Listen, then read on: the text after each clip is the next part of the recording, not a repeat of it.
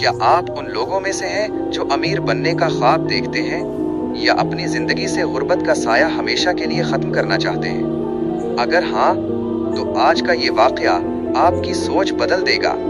ये रिवायत है आयतुल्लाह हाज सैयद अहमद जंजानी शिराजी की, जो मशहद मुक़द्दस में इमाम रज़ा अलैहिस्सलाम के हरम में मौजूद थे। वहाँ उनकी मुलाकात एक ऐसी हस्ती से हुई जिन्हें दुनिया शेख हसन अली असफ़हानी या नखुदगी के नाम से जानती थी।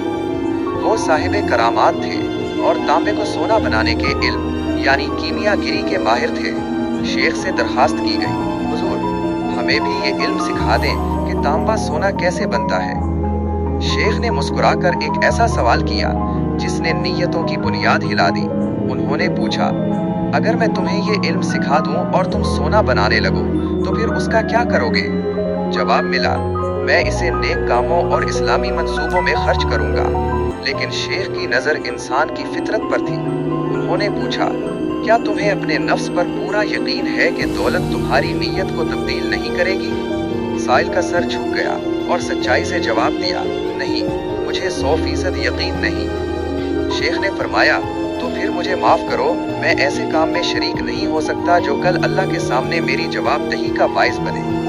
दोस्तों, हम अक्सर समझते हैं कि पैसा हमारी तमाम मुश्किलात का हल है, लेकिन हकीकत ये है कि हर ताकत इंसान के लिए मुनासिब नहीं होती। असल इल्म वो है जो इंसान को दुनिया में गर्क करने के बजाय अल्लाह के करीब कर दे। शेख नखुदकी ने सोना बनाने का तरीका तो न सिखाया, लेकिन वो नुस्खा दे दिया जो कभी इंसान को फक्र का शिकार नहीं होने देता। उन्होंने फरमाया, हर फर्ज नमाज के बाद 3 मरतबा ये आयत पढ़ लिया करो, वमन यत्तक़िल्लाह यजअल लहु मखरजन वयरज़ुक़हु मिन हैसु ला यहतसिब। और जो अल्लाह से डरता है, अल्लाह उसके लिए मुश्किलात से निकलने का रास्ता निकाल देता है और उसे वहाँ से रिज़्क़ देता है जहाँ से उसे गुमान भी नहीं होता। याद रखिए, सोना बनाना असल कामयाबी नहीं, खुद को संवारना असल कामयाबी है। दौलत हासिल करना अहम नहीं, उसके काबिल बनना अहम है।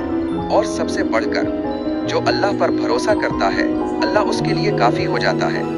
फैसला आपका है, आप तांबे को सोना बनाना चाहते हैं या अपनी रूह को।